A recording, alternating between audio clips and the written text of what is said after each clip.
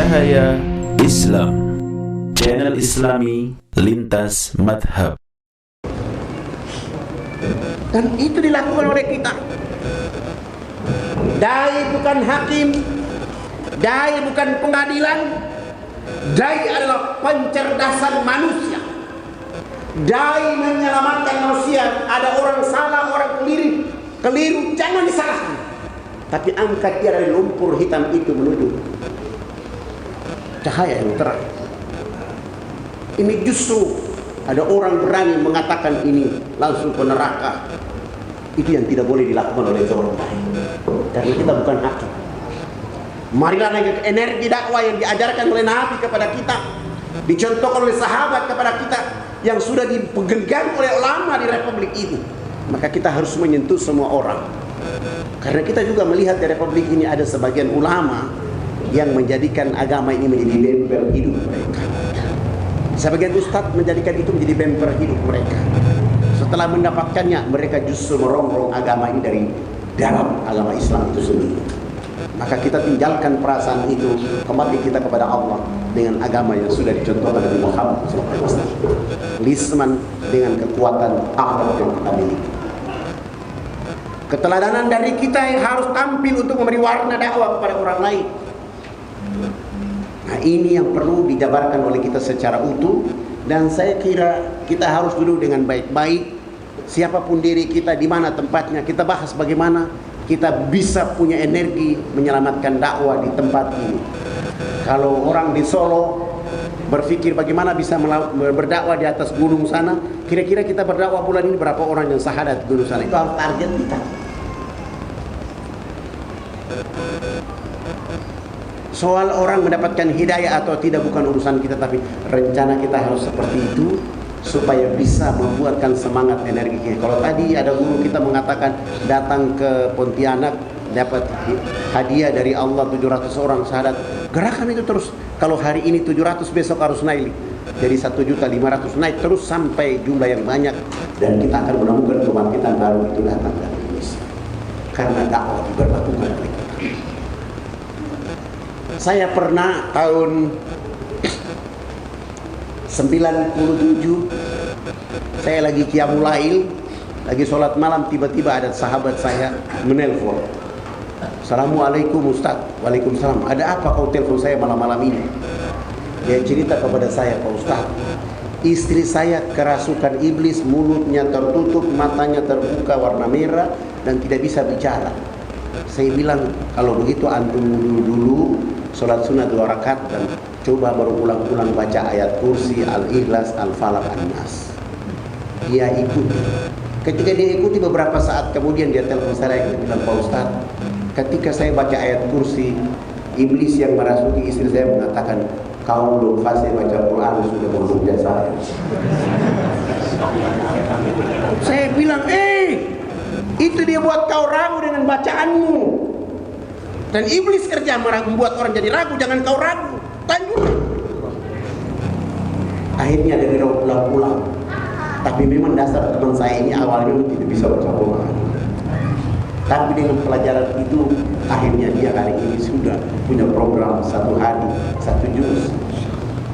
Dan hari ini bersama anak-anaknya melakukan hal itu. Ini adalah dakwah-dakwah kecil yang kita gerakkan untuk saudara-saudara.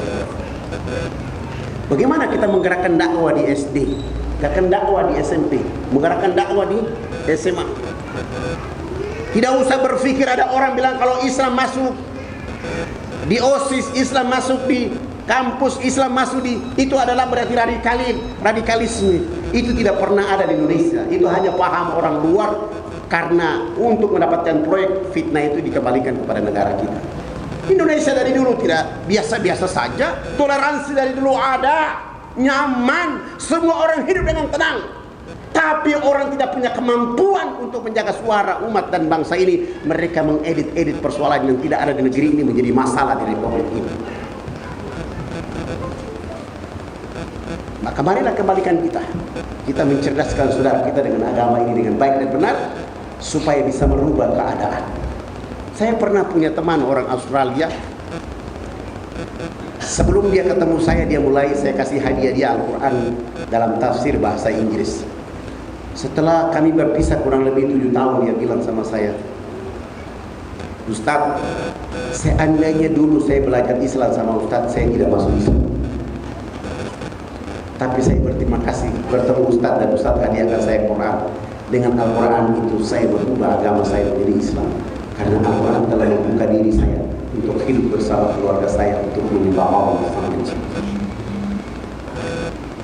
Bapak Ibu, saudara-saudaraku, kita harus melakukan sekecil apapun.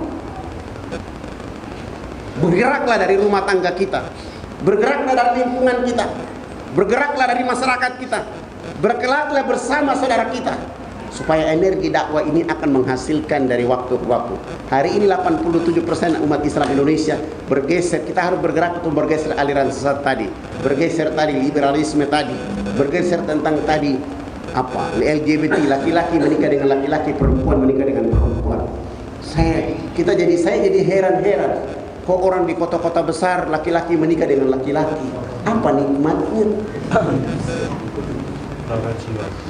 Padahal Allah sudah atur dalam Quran, laki-laki menikah dengan laki-laki beriman menikah dengan perempuan beriman, perempuan beriman menikah dengan laki-laki beriman, sudah diatur. Dan saya keliling-keliling pedalaman di Irian, ada kepala suku yang istrinya 5, 6, 7, tidak ada yang laki-laki, semuanya perempuan. Ada yang salah? Jawabannya, dakwah kita belum sampai kepada saudara-saudara kita. Kalau tadi RT tidak ada dakwah, maka ada LGBT di kampung itu, ada di RT itu. RT tidak melakukan maksimal dengan dakwah, ada judi di sana. Nah, gerakan membersihkan RT dengan dakwah, saya pernah tawarkan bahwa Indonesia ini satu RT 5 dai. Satu dai fokus untuk mengantar warga RT itu dengan Iqra'ul Quran, tadabbur, menghayati, mengamalkan. Yang kedua, satu dai lagi berfokus pada mengantar warga memahami sunnah Nabi Muhammad SAW. Dai yang ketiga membangun fikih kehidupan warga RT itu. Dua dai yang lain membangun muamalah kehidupan warga RT itu. Tugas ketua RT adalah absen warga yang masuk ke masjid. Ketua DKM adalah tugas ketua DKM adalah menyediakan parsel. Selesai sholat subuh absen, ada warga tidak masuk masjid, maka pengurus masjid mengantar parsel ke warga yang tidak masuk ke masjid. Assalamualaikum, Anda tidak masuk ke masjid karena Anda sakit, maka kami hadiahkan parsel untuk Anda. Itu juga teori dakwah yang sederhana. Lama-lama dia malu, tiap hari saya dapat parsel, kalau saya sehat walafiat tidak ke masjid. Nah, maka dengan energi dakwah, satu yang harus kita lakukan. Kenapa orang merendahkan agama ini? Kenapa orang malu-malu menghina Islam? Karena mereka sudah tahu bahwa umat Islam ini mayoritas, tapi tidak punya kemampuan menyatukan mayoritas. Mereka dengan jumlah yang sedikit, tapi karena melihat umat Islam hidup bercerai-berai, maka mereka memainkan peran itu. Maka kembalilah kita. Kalau umat Islam Indonesia sudah sholat subuh seperti Idul Fitri, sholat duhur seperti Idul Fitri, sholat Jumat seperti Idul Fitri, maka bicara atau tidak gerakan dakwah atau tidak, mereka akan ketakutan karena mereka sudah lihat nilai ukhuwah sudah ada di masjid-masjid di mana kita berada. Dan itu menjadi kekuatan besar kita untuk menjemput kebaikan datang dari langit dan menjemput kebaikan datang dari perut bumi untuk menyatukan hati kita dengan agama. Tidak boleh berhenti, tidak boleh istirahat. Pekerjaan yang tidak ada pensiun di atas dunia adalah dakwah. Setua apapun, dakwah harus jalan terus sampai Allah menjemput kita di pintu surga Allah Subhanahu wa taala. Saya kira itu yang bisa sampaikan. Sebelum saya akhiri, ada pengumuman bahwa Majelis Madinah Indonesia mengedarkan kotak amal dan terkumpul pada sore hari ini 1.665.000 rupiah.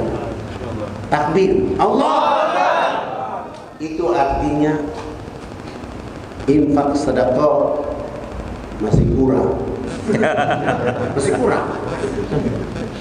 Masa umat Islam saya banyak ini hasilnya cuma 1.665. Ayo buktikan bahwa kita ingin menjaga dakwah ini. Kita naikkan angka, kita bisa menghasilkan 5 juta di dalam ruangan masjid ini. Ada yang sanggup? Ada yang mau dengan 50.000, 10.000, 100.000, 200.000 menaikkan angka jadi 5 juta? Buka dompetmu untuk agama ini. Rasulullah pernah bilang kepada Fatimah waktu pulang dakwah, kepada Khadijah, ketika dia pulang, Khadijah sedang